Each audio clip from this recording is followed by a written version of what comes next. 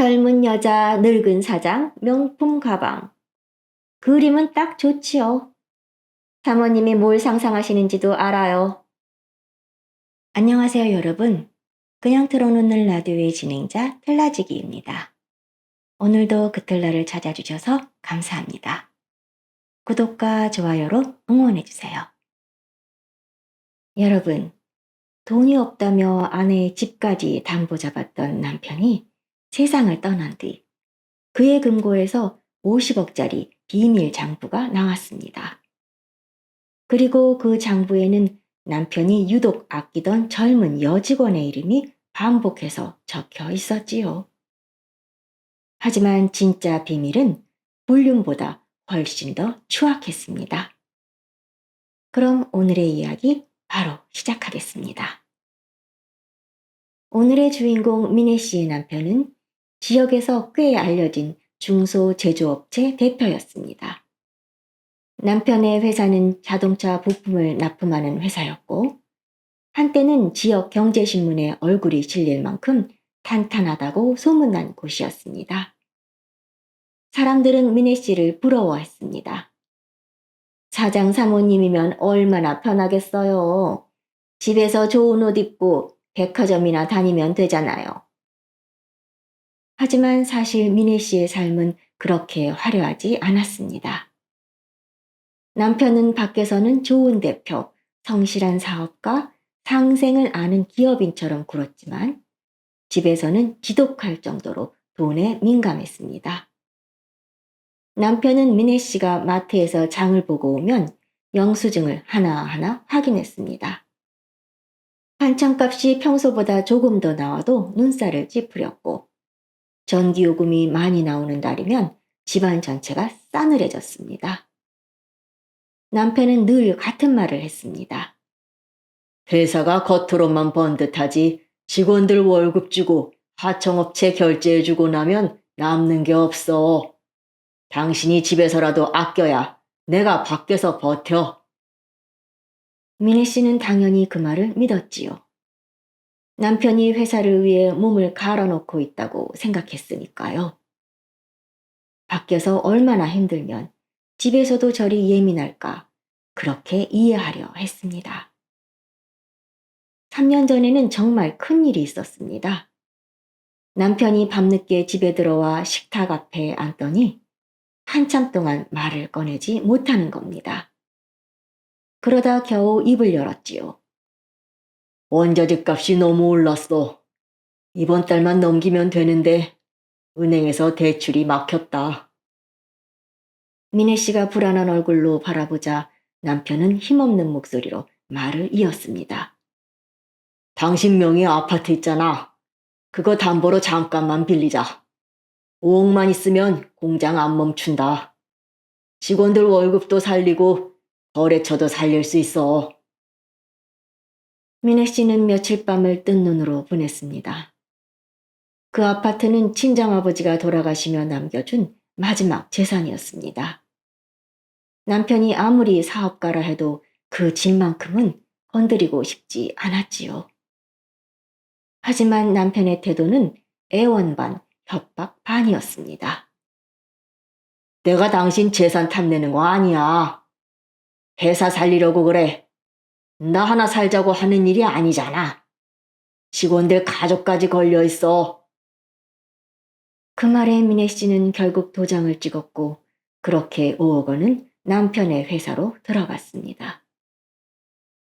하지만 그 후로도 남편은 늘 돈이 없다고 했습니다. 미네 씨는 새 옷 한 벌 쉽게 사지 못했고 병원 검진도 미루며 살 수밖에 없었습니다.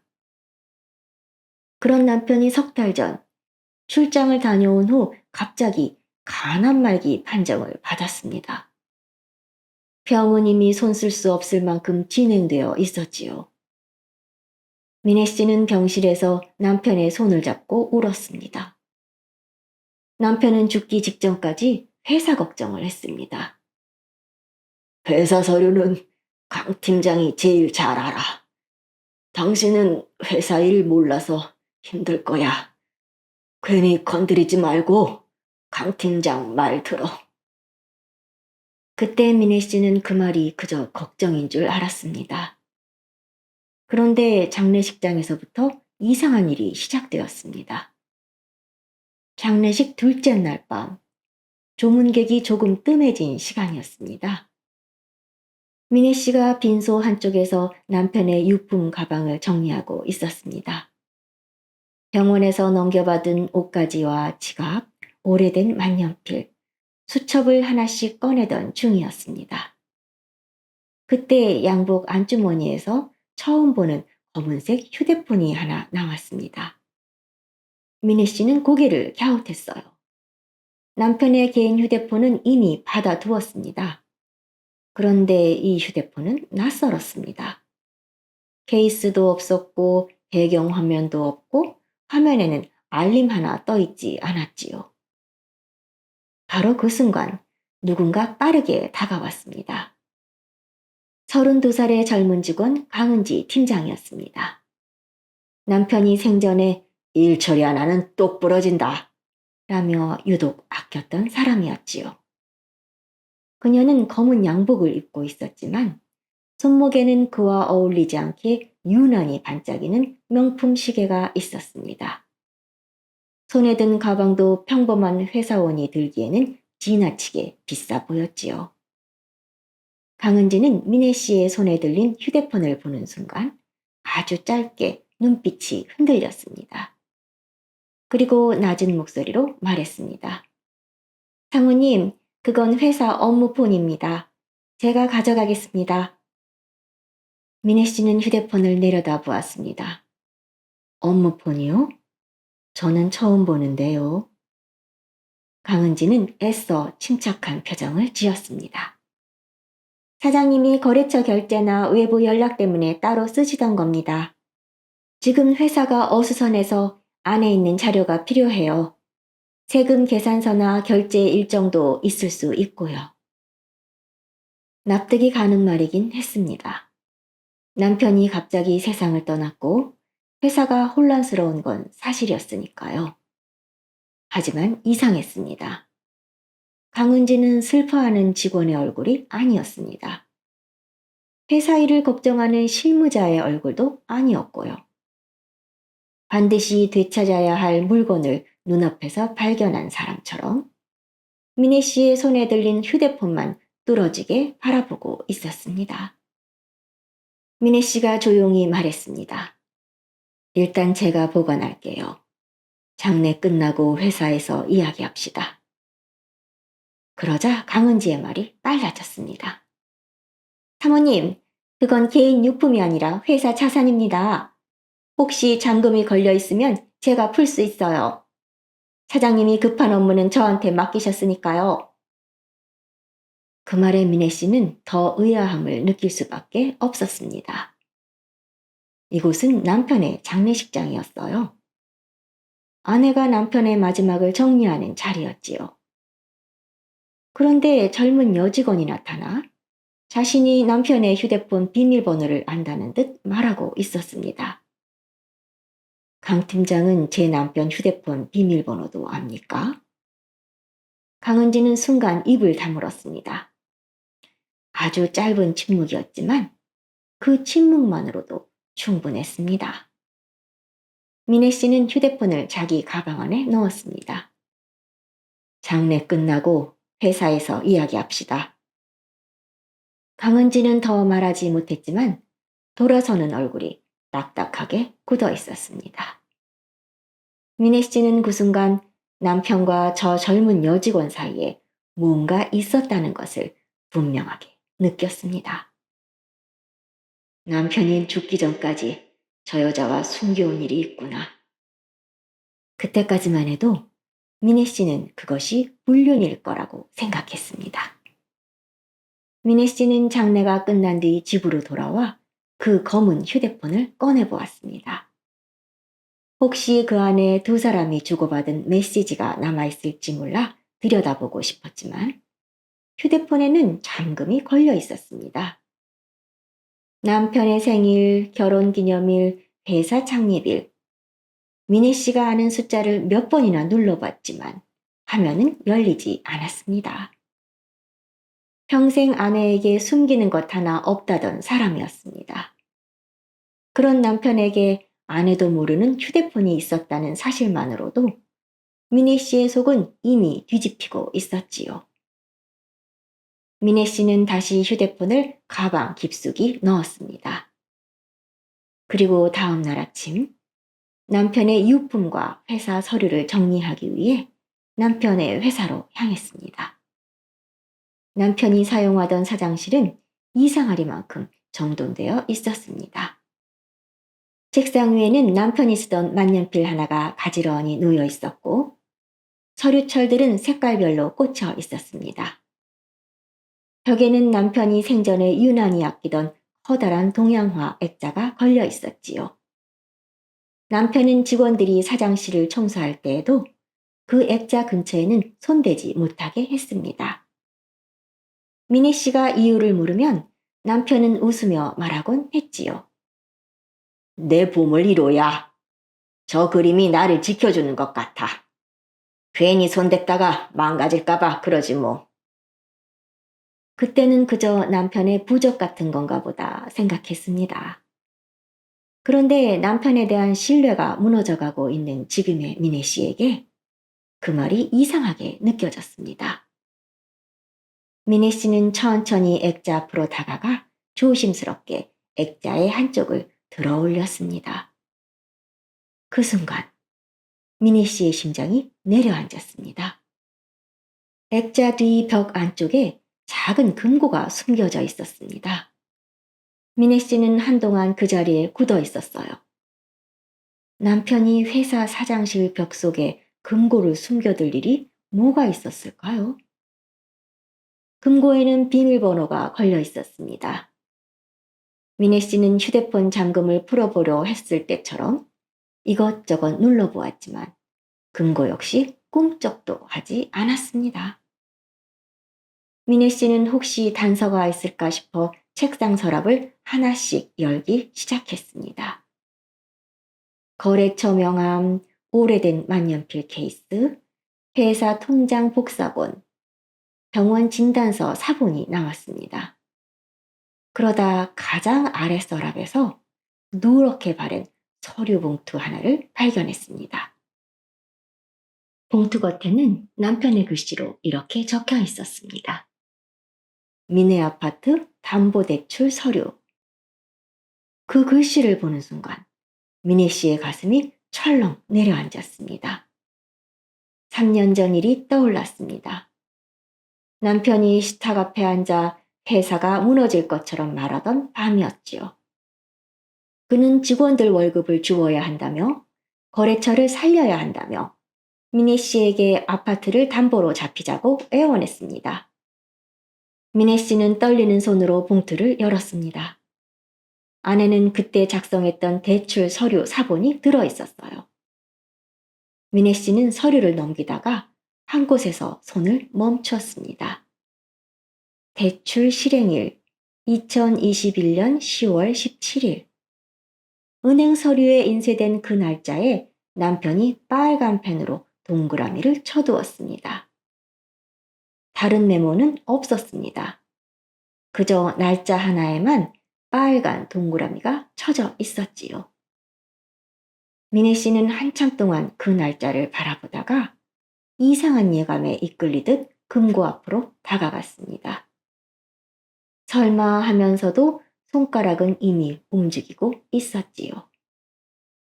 대출 실행일인 211017을 천천히 눌렀어요. 잠시 뒤 금고 안쪽에서 작은 기계음이 울렸습니다. 철컥. 드디어 문이 열렸습니다. 미네 씨는 그 자리에서 숨을 멈췄습니다. 남편이 숨겨둔 금고의 비밀번호는 사랑하는 아내의 생일도 회사를 세운 날도 부부가 함께한 기념일도 아니었습니다. 미네 씨가 친정아버지에게 물려받은 집을 담보로 잡히고 남편에게 5억을 넘긴 바로 그날이었습니다. 그날 이후 미네 씨는 마음 편하게 장을 본 적도 없었지요. 금고 안에는 회사 법인 인감과 오래된 계약서들과 낡은 악어 가죽 상자 하나가 있었습니다. 미네 씨는 떨리는 손으로 상자를 꺼냈지요. 묵직한 상자의 뚜껑을 여는 순간 미네 씨의 눈앞에 믿을 수 없는 것들이 쏟아져 나왔습니다. 수십 개의 통장, 처음 보는 이름들로 된 계좌, 그리고 손때가 잔뜩 묻은 비밀 장부까지. 미네 씨는 통장 하나를 펼쳤다가 그대로 멈췄습니다. 잔액이 이상했습니다. 몇백만 원도 몇천만 원도 아니었습니다. 계좌마다 억 단위의 돈이 흩어져 있었습니다. 미네 씨는 급히 장부를 펼쳤습니다. 장부에는 날짜와 금액, 계좌번호, 짧은 메모들이 빼곡하게 적혀 있었습니다. 처음엔 무슨 뜻인지 알 수 없었어요.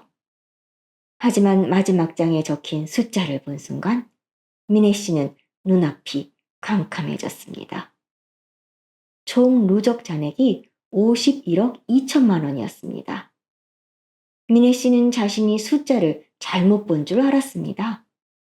다시 보고 또 다시 봤지만 숫자는 바뀌지 않았어요. 남편은 평생 돈이 없다고 했습니다. 회사가 어렵다고 했습니다. 직원들 월급을 줘야 한다며 미네 씨의 아파트까지 담보로 잡았습니다. 그런데 남편은 사장실 벽 속에 50억 원이 넘는 돈을 숨겨두고 있었습니다. 미네 씨는 다리에 힘이 풀려 의자에 주저앉았습니다. 속에서 무언가 뜨겁게 올라왔습니다. 슬픔도 아니고 단순한 배신감도 아니었어요. 자신이 30년 동안 무엇을 믿고 살았는지 한순간에 무너지는 느낌이었습니다. 하지만 더 큰 충격은 그 다음에 찾아왔습니다. 미네 씨는 떨리는 손으로 장부를 한 장씩 넘겼어요. 계좌 흐름을 따라가던 눈이 어느 한 이름 앞에서 멈추었지요. 강은지. 그 이름이 한 번만 적혀 있는 것이 아니었습니다. 강은지, 강은지, 강은지. 적게는 3천만 원, 많게는 7천만 원. 어떤 달에는 1억 원이 넘는 돈이 강은지 개인 계좌 또는 강은지와 연결된 계좌로 빠져나가고 있었습니다.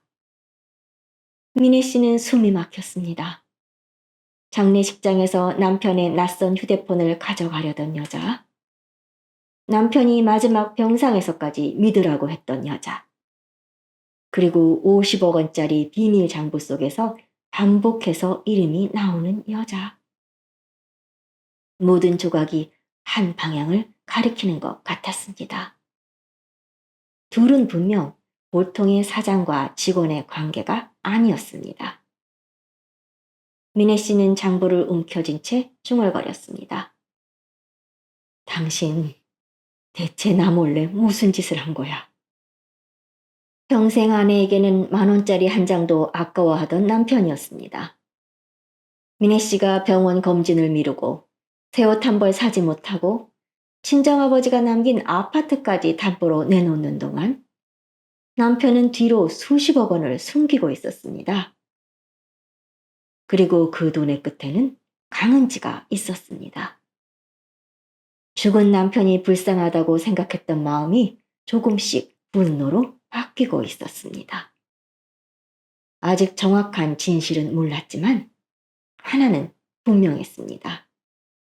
남편은 돈이 없어서 미네 씨를 힘들게 한 것이 아니었어요. 미네 씨는 가죽 상자와 장부를 가방 안에 넣고 주먹을 꽉 쥐었습니다. 다음 날 아침, 미네 씨는 가죽 상자와 장부를 가방에 넣고 다시 회사로 향했습니다. 밤새 잠을 자지 못했습니다. 남편에 대한 배신감, 강은지에 대한 의심, 금고 속 50억 원의 정체가 머릿속에서 뒤엉켰거든요. 하지만 회사 정문에 들어서는 순간 그녀는 자신에게 올 충격은 아직 시작도 아니었다는 걸 알게 되었습니다. 회사 로비는 말 그대로 전쟁터였습니다. 거친 작업복 차림의 남자들이 로비 바닥에 주저앉아 있었고 어떤 사람은 직원들과 몸싸움을 벌이고 있었습니다. 누군가는 붉은 글씨가 적힌 현수막을 들고 있었고요. 미지급 대금을 즉시 지급하라. 미네 씨가 들어서자 사람들의 시선이 일제히 그녀에게 꽂혔습니다. 사장 마누라 왔다. 그 말이 떨어지자마자 사람들이 몰려왔습니다. 누군가는 울분을 참지 못해 주먹을 쥐었고 누군가는 억울함에 목소리가 갈라져 있었습니다. 그들 중 가장 앞에 있던 사람이 박 사장이었습니다. 남편과 10년 넘게 형님 아우하며 지낸 사람이었지요. 명절이면 과일 상자를 들고 와 형수님 늘 건강하셔야 합니다. 라며 웃던 사람이었습니다. 그런데 지금 박 사장의 얼굴은 몰라볼 만큼 무너져 있었습니다. 며칠을 못 잔 듯 눈은 붉었고 작업복에는 기름때가 그대로 묻어 있었습니다. 그가 미네 씨 앞에 다가오더니 그대로 무릎을 꿇었습니다.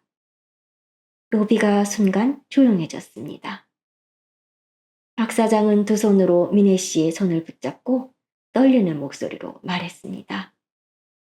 형수님, 저희 좀 살려주십시오. 김 사장님 믿고 물건 댔습니다. 3달째 8억 원이 밀려 있어요. 내일 직원들 월급날인데 통장 잔고가 0원입니다. 미네 씨는 말을 잃었습니다. 박 사장은 자존심도 잊은 사람처럼 바닥에 머리를 숙였습니다. 자재업체에서는 우리한테 돈을 내놓으라 하고 은행은 대출 연장을 안 해준답니다. 저 내일 부도 납니다. 우리 공장 직원들 32명입니다. 그 사람들 다 가족이 있어요. 형수님, 제발 한 번만 살려주십시오. 그 목소리는 돈을 요구하는 사람의 목소리가 아니었습니다. 벼랑 끝에 매달린 사람의 목소리였어요. 그때 로비 한쪽 벽에 걸린 TV에서 남편의 과거 인터뷰 영상이 흘러나오고 있었습니다. 누가 일부러 틀어둔 것이었지요. 영상 속 남편은 깔끔한 양복을 입고 온화하게 웃고 있었습니다. 하청업체가 살아야 본사가 삽니다. 저는 상생을 기업 경영의 가장 중요한 가치로 생각합니다. 그 말이 로비에 울려 퍼지는 순간 누군가 참지 못하고 리모컨을 집어 던졌습니다. 상생? 저 인간이 상생을 말해? 다른 거래처 사장이 소리쳤습니다. 울던 3억 밀린 동안 사장님은 우리한테 조금만 기다리라 했습니다. 그런데 사모님, 회사에 돈 없다면서요? 정말 없었습니까? 정말 한 푼도 없었습니까? 미네 씨는 가방 속 가죽 상자를 떠올렸습니다. 50억 원. 남편은 돈이 없어서 못 준 게 아니라 줄 수 있는 돈이 있었는데도 주지 않은 것입니다. 미네 씨는 속이 뒤집혔습니다. 그때 로비 뒤쪽에서 강은지가 보였습니다. 그녀는 격리팀 직원들과 함께 서 있었습니다. 다른 직원들이 겁먹은 얼굴로 눈치를 보는 동안 강은지만은 이상할 정도로 차분했습니다. 손에는 테이크아웃 커피가 들려 있었어요. 미네 씨는 사람들을 헤치고 강은지 앞으로 걸어갔습니다. 강 팀장, 하청업체 대금이 이렇게 밀린 걸 알고 있었어요? 강은지는 잠시 박 사장 쪽을 바라보더니 대답했습니다. 사장님 지시였습니다. 사모님은 회사 일을 모르시잖아요. 정말 당당하고도 뻔뻔한 태도였지요. 미네 씨는 로비 한가운데로 돌아와 박 사장을 일으켜 세웠습니다. 그리고 사람들 앞에서 떨리지만 분명한 목소리로 말했습니다. 여러분, 제 남편이 어떤 일을 했는지 제가 확인하겠습니다. 저는 도망치지 않겠습니다. 딱 일주일만 시간을 주십시오. 밀린 대금 제가 반드시 끝까지 찾아보겠습니다. 사람들은 쉽게 믿지 못했습니다. 하지만 박 사장은 미네 씨의 얼굴을 한참 바라보다가 고개를 끄덕였습니다. 형수님, 마지막으로 믿어보겠습니다. 그런데 일주일 뒤에도 아무 답이 없으면 저희도 더는 물러설 곳이 없습니다. 미네 씨는 온몸으로 느끼고 있었습니다. 남편이 남긴 지옥이 시작되었다는 것을요. 그날 오후, 미네 씨는 사장실로 강은지를 불렀습니다. 밖에서는 여전히 하청업체 사장들이 로비를 지키고 있었고 직원들은 숨죽인 채 복도를 오갔습니다. 강은지는 문을 열고 들어왔습니다. 남편이 세상을 떠난 지 얼마 되지도 않았는데 그녀는 슬퍼 보이지 않았습니다. 오히려 더 단단하고 빛나 보였습니다. 검은색 가죽 재킷, 반짝이는 귀걸이, 손목의 고급 시계까지 착용한 그녀는 마치 자신이 이 회사의 주인처럼 미네 씨를 똑바로 바라봤지요. 미네 씨는 말없이 가방에서 가죽 상자를 꺼내 책상 위에 올려놓았습니다. 통장과 장부가 쏟아지자 처음으로 강은지의 눈동자가 흔들렸습니다. 미네 씨는 장부를 펼쳐 강은지 앞으로 밀었습니다. 매달 당신 계좌로 들어간 돈, 당신 동생 명의 계좌로 들어간 돈, 차명 통장 관리 내역, 전부 여기 있어요.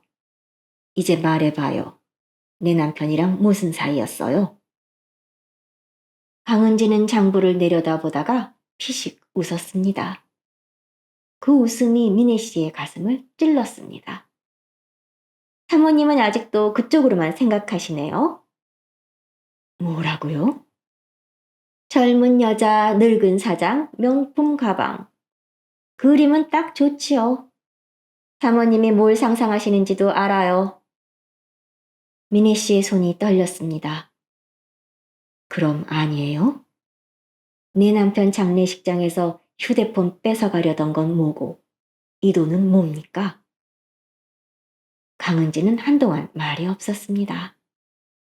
그러다 느릿하게 의자에 앉으며 말했지요. 사모님, 제가 입을 열면 제일 무너지는 건 저보다 사모님일 겁니다. 그 말투에는 죄책감보다 피곤함이 묻어 있었습니다. 미네 씨는 참지 못하고 물었습니다. 내 남편이 너에게 빠졌어요? 그래서 회사 돈을 너에게 갖다 바쳤어요? 강은지의 얼굴에서 웃음기가 확 사라졌습니다. 빠져요? 그 인간이요? 그녀는 짧게 웃었지만 이번 웃음은 조금 달랐습니다. 비웃음이라기보다 혐오에 가까웠습니다. 사모님, 착각하지 마세요. 사장님은 저를 사랑한 적 없습니다. 저도 그 사람을 좋아한 적 없고요. 미네 씨가 굳은 얼굴로 바라보자 강은지가 덧붙였습니다. 저는 사장님이 돈을 숨기는 손이었습니다. 차명 계좌, 거래처 대금, 해외 송금, 현지 연락. 그걸 처리한 사람이 저였어요. 강은지는 손끝으로 장부를 톡톡 두드리며 이어 말했습니다. 처음엔 그냥 시키는 대로 했어요. 결제일 좀 미루고 거래처에는 다음 주에 나간다고 말하고 서류상으로는 지급 예정 처리하고 그런 일이야 격리팀에서 흔하다고 생각했지요. 그녀의 목소리가 조금 더 작아졌습니다. 그런데 어느 날부터 사장님이 이상한 계좌를 만들라고 했어요. 제 동생 이름을 쓰게 하고 제 지인 명의도 빌리게 했어요. 제가 거절하니까 사장님이 그러더군요.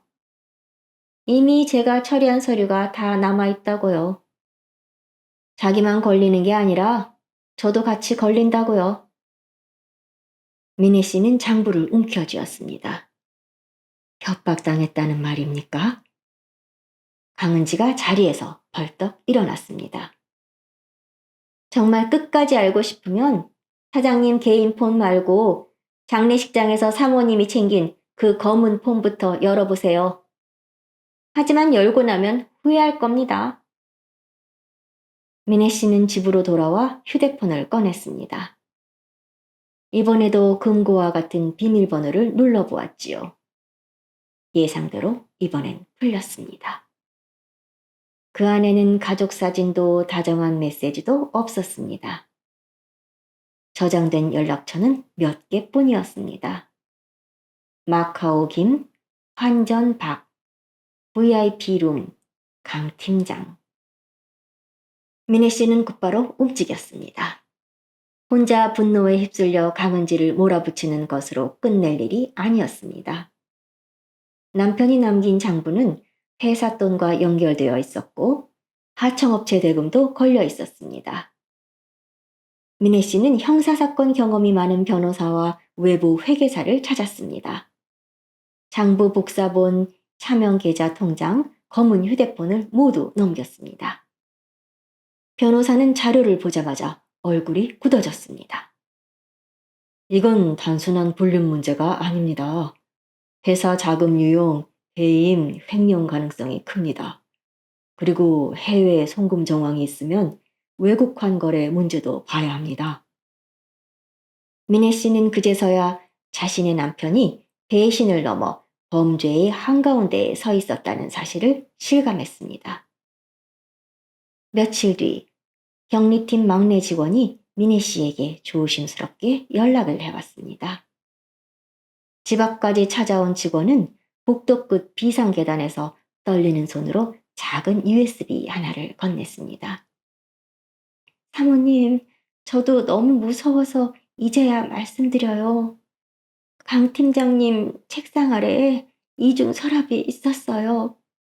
사장님이 돌아가시기 전날 밤 강 팀장님이 거기에서 뭘 꺼내서 급하게 숨겼습니다. 이건 제가 몰래 복사해둔 일부 파일이에요. 미니 씨가 조용히 물었습니다. 왜 이걸 말해주는 거예요? 직원은 눈물이 고인 얼굴로 대답했습니다. 저희도 월급 받아야 사는 사람이라 모른 척 했습니다. 그런데 어제 박 사장님이 로비에서 무릎 꿇는 걸 보고 더는 못하겠더라고요. 미니 씨가 열어본 USB 안에는 몇 개의 파일명만 보였습니다. 마카오 정산, VIP 롤링, K사장 대포폰, 강 팀장 수수료. 미네 씨는 USB를 가지고 외부 회계사를 찾아갔고 파일을 확인한 회계사는 심각한 표정이 되었습니다. 강은지 씨가 단순히 돈을 받은 게 아니라 돈의 이동 경로를 알고 있었을 가능성이 큽니다. 조사 과정에서 또 다른 사실이 나왔습니다. 강은지는 퇴근 후 정기적으로 두 곳을 오갔습니다. 하나는 경기도 외곽의 고급 요양원, 다른 하나는 동생 명의로 계약된 오피스텔이었습니다. 확인해 보니 요양원에는 강은지의 아버지가 있었습니다. 그는 뇌졸중 후유증으로 장기 치료 중이었고 요양원비는 상당히 컸습니다. 강은지가 남편의 더러운 지시에서 벗어나지 못했던 이유도 그것으로 보였습니다. 다음으로 미네 씨는 변호사와 함께 강은지의 동생 명의의 오피스텔을 찾았습니다. 강은지가 캐리어를 끌고 나오고 있었지요. 미네 씨와 변호사가 강은지의 앞을 막아섰습니다. 사모님, 이러시면 사생활 침해입니다. 여기까지 찾아오시고 지금 뭐 하시는 거예요? 미네 씨는 캐리어를 내려다 보았습니다. 그 안에 회사 자료가 있죠. 강은지가 싸늘하게 웃었습니다. 증거 있으세요? 변호사가 조용히 말했습니다. 이미 회사 내부 자료 유출 정황과 차명 계좌 연결 기록 확보했습니다. 지금부터 강은지 씨가 가져가는 자료는 보존 대상에 들 수 있습니다. 경찰 부르셔도 좋습니다. 저희도 같이 설명하겠습니다. 그 말에 강은지의 얼굴에서 여유가 사라졌고 결국 캐리어를 내밀 수밖에 없었지요. 캐리어 안에서는 대포폰 여러 대의 해외 카지노 VIP 영수증, 환전상 연락처가 적힌 수첩, 강은지 수수료 내역, 그리고 남편의 도박 정산 장부가 들어 있었습니다. 미네 씨는 그 자리에서 캐리어 속 물건들을 바라보다가 강은지를 쳐다보았습니다. 이게 다 뭐예요? 내 남편이랑 당신 대체 무슨 짓을 한 거예요? 강은지는 이를 악물고 말했습니다. 사모님은 아직도 내가 그 징그러운 인간이랑 좋아서 붙어 다닌 줄 알아요? 내가 그 사람 여자였다고요? 아니요. 나는 그 사람 도박판의 금고직이었어요. 미네 씨는 숨을 멈추었습니다. 강은지는 대포폰 하나를 집어들었어요. 그렇게 남편이 보고 싶으면 들어봐요. 사모님이 평생 믿은 그 검소한 남편이 어디서 어떤 목소리로 돈을 찾았는지. 그녀가 통화 녹음 재생 버튼을 눌렀습니다. 처음 들린 건 시끄러운 배경음이었습니다. 그리고 칩이 부딪히는 소리, 낯선 외국어, 사람들이 낮게 웅성거리는 소리, 남편의 목소리가 이어졌지요. 그 목소리는 미네 씨가 알던 남편의 목소리가 아니었습니다. 회사 걱정을 하던 대표도 아니었고 병실에서 아내 손을 잡던 남자도 아니었습니다. 탐욕에 눈이 뒤집힌 도박꾼의 목소리였습니다. 대포폰에서 흘러나온 남편의 목소리는 거칠게 떨리고 있었습니다. 강 팀장, 지금 바로 3억 더 보내. 이번 판만 먹으면 복구돼. 방금 뱅커에 2억 날렸어. 이번엔 무조건 타이다. 빨리 보내. 미네 씨는 귀를 의심했습니다. 남편의 뒤로 누군가 외국어로 말하는 소리와 칩소리가 섞여 있었어요. 강은지는 무표정한 얼굴로 말했습니다. 마카오 카지노 VIP 룸이에요. 사장님은 거기서 김 회장님으로 불렸습니다. 미네 씨는 의자에 주저앉았습니다. 강은지는 녹음 파일을 하나 더 재생했습니다. 이번에는 남편이 더 흥분한 목소리였습니다. 하청결제 이번 주도 미뤄. 박 사장 쪽은 내가 전화할게. 지금 돈 빼면 안 돼. 이번에 크게 들어가야 해. 한 판만 먹으면 다 갚는다니까. 박 사장. 그 이름이 들리는 순간 미네 씨는 손으로 입을 막았습니다. 로비 바닥에 무릎을 꿇고 울며 직원들 월급을 달라던 사람이었습니다. 남편은 그 사람의 돈을 미루고 카지노 판돈으로 쓰고 있었습니다. 강은지는 계속 말했습니다.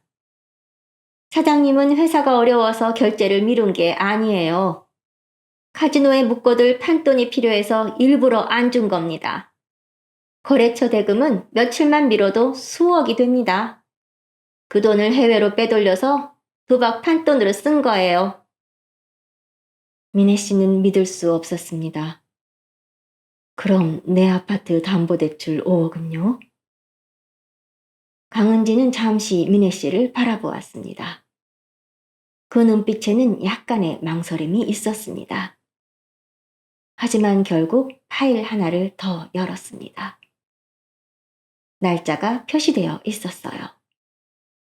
미네 씨가 담보대출을 받아 남편 회사 계좌로 5억을 입금한 바로 그날이었습니다. 녹음 속 남편은 웃고 있었어요. 강 팀장, 오늘 5억 들어왔지? 그중 4억 8천만 바로 넘겨. 이번엔 진짜 감이 좋아. 집사람한테는 회사 운영에 필요하다고 했으니까 걱정 마. 남편을 믿고 친정아버지의 마지막 재산을 담보로 빌린 돈이 카지노 테이블 위 10으로 바뀌었던 겁니다. 미네 씨는 숨을 쉬기 힘들었습니다. 남편은 아내에게 희생을 요구하며 도박판에 앉아 있었습니다. 하청업체 직원들의 월급을 틀어주고 한 판만 더를 외치고 있었지요. 그리고 그 모든 돈의 길목에 강은지가 있었습니다. 강은지는 자신도 오래전부터 망가졌다고 말했습니다. 처음에는 아버지 요양원비 때문에 거절하지 못했다고 했지요.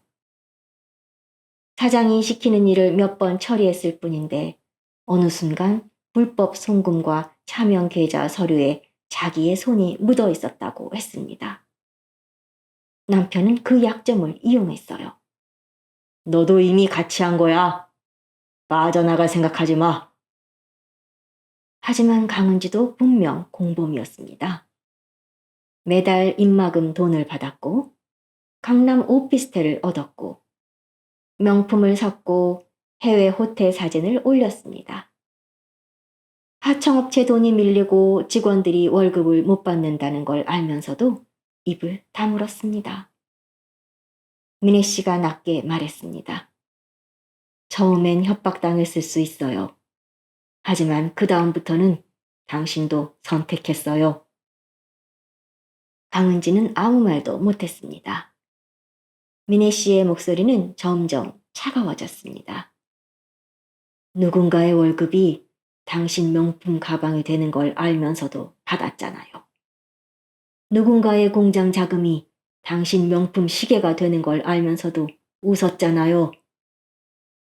그 말에 강은지의 얼굴이 창백해졌습니다. 미네 씨는 나머지 대포폰을 하나씩 모두 확인했습니다. 남편은 도박에 병적으로 미쳐 있었지요. 마카오 카지노에서는 특정 테이블에만 앉아야 운이 산다고 믿었답니다. 하청업체 결제일에 큰 돈을 걸면 돈이 돌아온다는 이상한 미신도 믿었지요. 남편은 돈을 잃을 때마다 강은지에게 전화를 걸어 돈도 묶을 수 있지? 라고 물었습니다. 한 녹음 속에서 남편은 숨을 헐떡이며 소리쳤습니다. 이번 판만 이기면 다 갚아. 미네한테 빌린 돈도 갚고 박 사장 돈도 갚고 다 갚는다고. 그러나 그는 한 번도 갚지 않았습니다. 이기면 더 크게 걸었고 지면 더 많은 돈을 끌어왔습니다. 가장 잔인한 건 마지막 녹음이었습니다. 암 판정을 받기 얼마 전 남편은 해외 카지노에서 사흘 밤낮을 제대로 자지 않고 도박을 했습니다. 몸이 이미 망가져 있었는데도 자리를 뜨지 않았지요. 그 녹음 속 남편은 기침을 하며 말했습니다. 이번 판만 끝나고 병원에 가면 돼.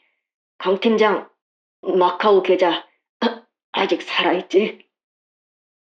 미네 씨는 눈을 감았습니다. 그녀가 병실에서 남편의 손을 잡고 울던 시간들이 떠올랐습니다. 남편이 회사 때문에, 잦은 해외 출장 때문에 몸이 망가졌다고 믿었던 자신이 떠올랐습니다. 하지만 남편은 회사를 살리다 죽은 사람이 아니었어요. 도박판에서 자기 몸과 회사와 아내의 인생을 함께 태운 사람이었지요.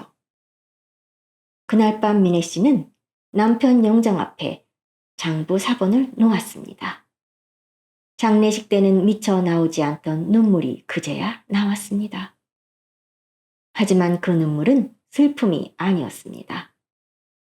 분노와 수치심 그리고 깨달음의 눈물이었습니다. 미네 씨는 나지막하게 말했습니다. 당신이 남긴 건 유산이 아니라 빚이었어. 사랑이 아니라 거짓말이었고 회사가 아니라 도박판이었어. 그 순간 미네 씨는 결심했습니다. 남편이 숨긴 돈을 자기 몫으로 가져가지 않고 원래 주인들에게 돌려주겠다고요. 그녀는 이제 회사를 무너뜨린 남자의 배우자가 아니라 그 폐허를 정리할 사람이 되어야 했습니다. 미네 씨는 다음 날부터 변호사와 회계사들과 함께 바삐 움직였습니다. 강은지의 계좌와 동생 명의 오피스텔, 명품 구입 내역, 해외 송금 기록이 하나씩 정리되었습니다. 강은지는 처음엔 버텼습니다. 저도 협박당했어요. 저도 피해자예요. 미네 씨는 그 말을 완전히 부정하지는 않았습니다. 처음 시작이 협박이었다는 것까지는 인정했지요. 하지만 그 다음은 달랐습니다. 미네 씨는 강은지 앞에 명품 구입 내역을 놓았습니다. 하청업체 결제 대금이 미뤄진 다음 날, 강은지는 2천만 원짜리 가방을 샀습니다. 박 사장 쪽 대금이 밀린 날 강은지 계좌에는 입막음 수수료 5천만 원이 들어갔지요. 아내의 담보대출 5억이 카지노로 흘러간 주에는 강은지가 해외 호텔 스위트룸 사진을 올렸습니다. 미네 씨가 말했습니다. 당신이 아버지 병원비 때문에 시작했다는 말 믿어요. 하지만 이건 병원비가 아니잖아요. 불쌍한 척은 여기까지만 해요. 당신도 내 남편이 만든 도박판 위에서 웃었어요. 결국 강은지는 합의서에 도장을 찍었습니다. 자신이 챙긴 부당한 돈과 현금성 자산, 명품 일부, 오피스텔 보증금, 동생 계좌로 빼돌린 돈을 회사로 돌려놓기로 했지요. 동시에 차명 계좌 일부도 동결되었습니다. 남편이 해외로 완전히 빼돌리지 못한 자금이 남아 있었어요. 그 돈은 더러웠습니다. 남편의 욕망이 묻어 있었고, 강은지의 침묵이 묻어 있었고, 하청업체 사람들의 눈물이 묻어 있었습니다. 그래도 그 돈은 사람을 살릴 수 있었습니다. 일주일째 되는 날 아침, 회사 로비에 다시 하청업체 사장들이 모였습니다. 그들의 얼굴에는 기대보다 불신이 더 컸습니다. 일주일 전 미네 씨의 약속을 믿고 기다렸지만 그동안 너무 많이 속아온 사람들이었습니다. 박 사장도 있었습니다. 그는 더 수척해져 있었어요. 공장 전기요금을 막지 못해 생산 라인을 멈출 위기라고 했습니다. 직원들에게는 아직 아무 말도 못했다고 했지요. 미네 씨는 로비 한가운데에 섰습니다. 손에는 마이크가 들려 있었지요. 오래 기다리게 해서 죄송합니다. 로비는 조용했습니다. 제 남편은 여러분 돈을 회사 운영에 쓴 것이 아니었습니다. 하청업체 결제 대금을 고의로 미루고 그 돈을 해외 도박판으로 빼돌렸습니다. 사람들 사이에서 낮은 탄식이 터져 나왔습니다. 미네 씨는 고개를 숙였습니다. 남편이 고인이 되었다는 이유로 덮지 않겠습니다. 대표의 아내였던 사람으로서, 그리고 이제 이 회사를 정리해야 할 사람으로서 사죄드립니다. 그녀는 고개를 들었습니다. 오늘 이 자리에서 확인된 미지급 대금 30억 원을 전액 지급하겠습니다. 현금이 필요한 일부 업체에는 즉시 지급하고 나머지는 지금부터 순서대로 이체하겠습니다. 처음엔 아무도 믿지 못했습니다. 그러나 재무 직원들이 움직이기 시작하자 하나 둘 휴대폰 알림음이 울리기 시작했습니다. 누군가 떨리는 목소리로 말했습니다. 들어왔어! 다른 사람이 외쳤습니다. 우리도 들어왔어요. 2억 4천 전액 들어왔어요. 휴대폰을 바라보는 박 사장의 손도 떨리고 있었습니다. 박 사장은 자리에 주저앉아 어린아이처럼 울었습니다. 살았습니다. 우리 공장 살았습니다. 로비 곳곳에서 울음소리가 터져 나왔습니다. 거친 손으로 눈물을 훔치는 사람, 직원들에게 바로 전화를 거는 사람, 미네 씨 앞에 와서 고개를 숙이는 사람도 있었습니다. 박 사장이 미네 씨의 손을 붙잡고 말했습니다. 사모님, 아니 대표님, 감사합니다. 정말 감사합니다. 미네 씨는 고개를 저었습니다. 감사받을 일이 아닙니다. 원래 여러분 돈이었습니다. 저도 너무 늦게 알았어요. 하지만 늦게 알았다는 말로 책임을 피하지 않겠습니다. 우리 회사가 다시 거래를 이어갈 자격이 있는지는 앞으로 제가 보여드리겠습니다. 그날 이후 회사는 아주 크게 흔들렸습니다. 남편의 더러운 장부와 해외 도박 기록은 법적 절차로 넘어갔고 강은지는 더 이상 회사에 남지 못했습니다. 그녀는 자신이 받은 돈을 상당 부분 반환했지만 그걸로 끝나지 않았습니다. 법적 책임도 피할 수 없었지요. 미네 씨는 회사 로비에는 새 문구를 걸었습니다. 결제를 지키는 것이 상생의 시작입니다. 남편이 방송에서 떠들던 화려한 상생이 아니라 진짜 상생은 그렇게 시작되었습니다. 미네 씨는 대표이사 자리에 올랐습니다. 처음엔 직원들도 반신반의했습니다. 평생 회사 일에 깊이 관여하지 않았던 사람이었으니까요. 하지만 미네 씨는 도망치지 않았지요. 하청업체 공장을 직접 돌았습니다. 박 사장의 공장에도 갔지요. 그곳에서 기계 소리가 다시 돌아가는 것도 보고 직원들이 밀린 월급을 받고 웃는 것도 보았습니다. 박 사장은 미네 씨에게 막걸리 한 잔을 따라주며 말했습니다. 김 사장님하고는 오래 일했지만 이제야 진짜 거래처가 된 기분입니다. 미네 씨는 씁쓸하게 웃었습니다. 저도 이제야 이 회사가 뭘로 굴러가는지 알았어요. 돈이 아니라 사람들 버티는 힘으로 굴러가더군요. 시간이 지나며 회사는 조금씩 회복되었습니다. 물론 모든 것이 쉽게 해결된 것은 아니었어요. 미네 씨의 명의로 남은 담보대출 5억은 여전히 무거운 짐이었습니다. 남편이 남긴 수치도 하루아침에 사라지지 않았습니다. 하지만 미네 씨는 더 이상 남편의 거짓말 속에서 살지 않았습니다.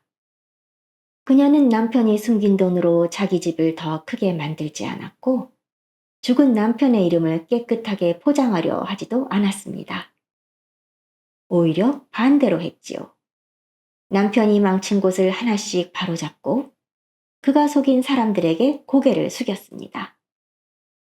남편이 도박판에 던지려 했던 돈으로 그가 죽이려 했던 사람들을 살렸고요. 진실을 마주한 한 여자의 선택은 무너져가던 사람들을 다시 일으켰습니다. 오늘 이야기는 여기까지입니다.